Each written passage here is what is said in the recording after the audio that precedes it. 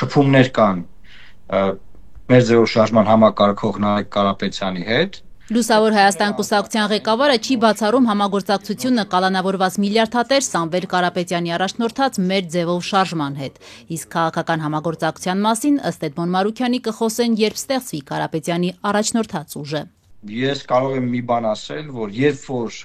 քաղաքական ուժը կձևավորվի, այդ ժամանակ մենք կարող ենք խոսել այդ մասին։ Այս փուլում այդ մասին ասելիք չկա եւ նաեւ բազմիցս եղել են տարբեր հարցազրույցներ, որտեղ ես չեմ բացառել համագործակցությունը Սամվել Կարապետյանի առաջնորդած ուժի հետ։ Ոչ, Սերժ Սարգսյանին չենք տեսնում։ Ռոբերտ Քոչարյանի։ Ոչ։ Լևոն Տեր-Պետրոսյանի։ Ձեռնպահ կմնամ պատասխանելու այդ հարցը։ Էդմոն Մարուքյանի։ Եվս ձեռնպահ կմնամ պատասխանելու այդ հարցը։ Մեր ձևով շարժման համակարգող Նարեկ Կարապետյանը, որ անազատության մեջ գտնվող գործարարի եղբորորդին է, օրերս Կարպիս Փաշոյանի հետ զրույցում ասել էր, թե այս պահին քննարկվում է լայն կոնսոլիդացիայով ընտրություններին մասնակցելու հարցը։ Սակայն Կարապետյանը բացառել էր անձամբ Ռոբերտ Քոչարյանի եւ Սերժ Սարգսյանի հետ կոնսոլիդացիան։ Միաժամանակ Կարապետյանն ըստ էության չէր բացառել համագործակցության հնարավորությունը Լուսավոր Հայաստանի ղեկավար Էդմոն Մարուքյանի եւ առաջին նախագահ Լևոն Տեր-Պետրոսյանի հետ։ Կոնսոլիդացիայի տարբերակ լայն կոնսոլիդացիայի հնարավոր է քննարկվում է։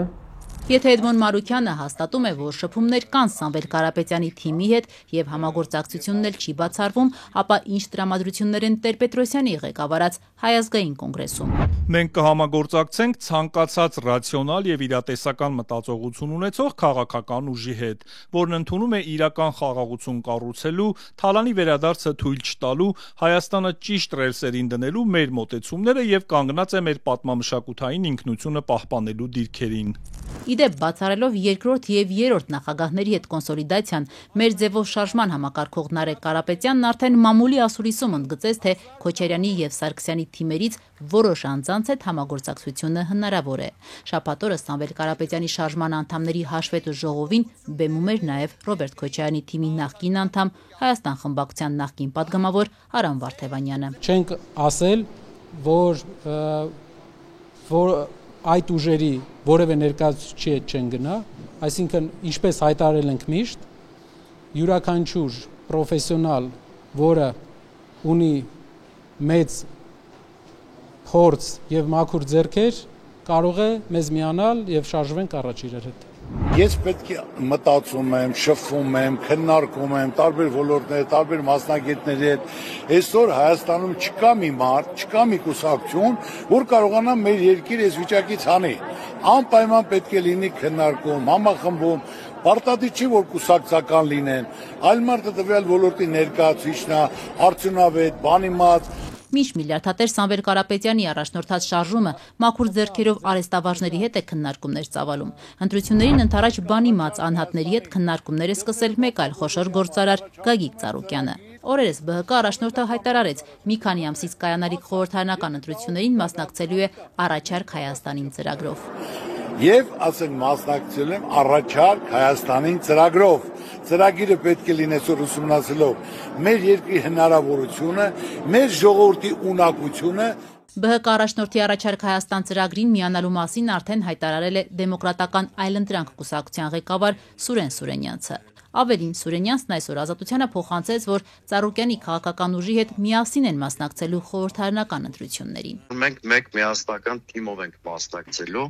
առաջիկա խորհրդարանական ընտրություններին։ Իհարկե ձևաչափային լուծումները 2-ը 3-ը կարող են լինել, բոլոր ձևաչափային տարբեր մոտեցումներ հիմա քննարկվում են, բայց որ մեր քաղաքական ուժերը գնալու են